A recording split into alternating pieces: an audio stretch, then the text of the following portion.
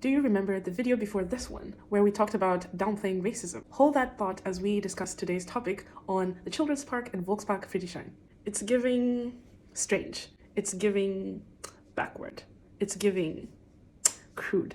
So let's talk about it. What is a tippy village? Perhaps you may know this from old or not so old cowboy movies. Well, indigenous people have different ways of living.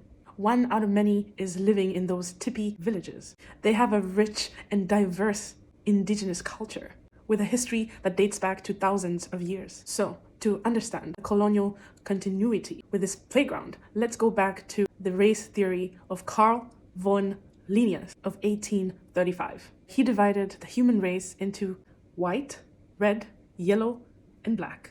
The red race were the indigenous people. All three races were defined to be mentally underdeveloped. Here is where it gets interesting. The comparison to kids comes into play. How do kids behave exactly on the playground? Wild, loud, and uncivilized, right? So this apparently harmless playground suddenly becomes pretty harmful as it reproduces the idea of inferiority of indigenous people, whereas white people are seen as superior.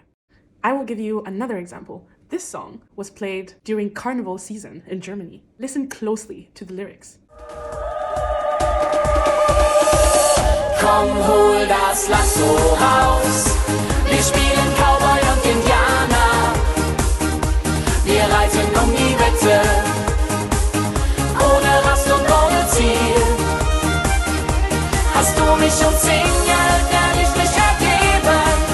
Stell mich an den Marterpfahl.